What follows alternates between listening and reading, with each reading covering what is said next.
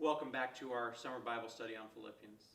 So now we're seeing people who model this life of Christ. So we met Timothy yesterday, and we're going to meet Epaphroditus today.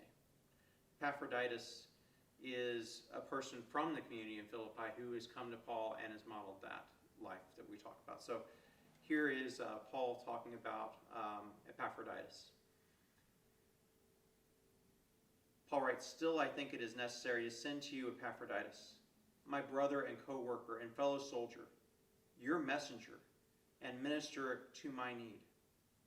For he has been longing for all of you and has been distressed because you heard that he was ill. He was indeed so ill that he nearly died, but God had mercy on him. And not only on him, but on me also, so that I would not have one sorrow after another. I am the more eager to send him, therefore, in order that you may rejoice in seeing him again, and that I may be less anxious. Welcome him then in the Lord with all joy and honor such people, because he came close to death for the work of Christ, risking his life to make up for the services that you could not give me. Finally, my brothers and sisters, rejoice in the Lord." So Epaphroditus is a person from this community in Philippi who was sent to Paul to help minister to him in his need. And while he's in prison, it's the community trying to look after him. And that's something that community should do, that we look after one another when we're in need. And yet, in the midst of doing that, Epaphroditus, his own health is now at risk. Now, thankfully, he recovers. His scare is temporary. And so Paul wants to send Epaphroditus back to the community so that they can be reassured about it. Again, this is a time when,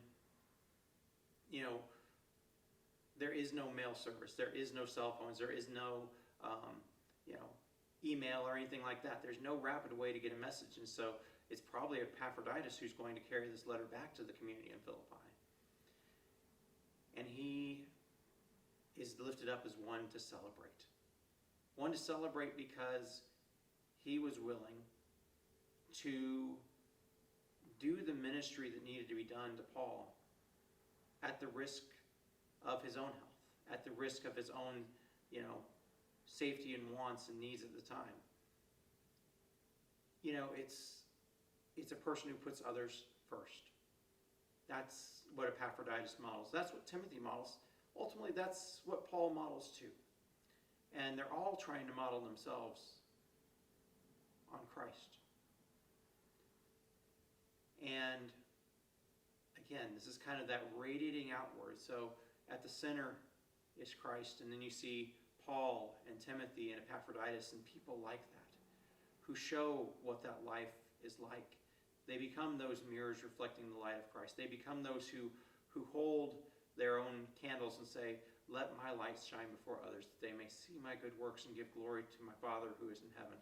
That they become those who live this life and stand out like stars in the midst of the night. Others see them and know that something's different because they're living in a way that models the serving love of Jesus Christ. So we'll be back tomorrow in chapter 3.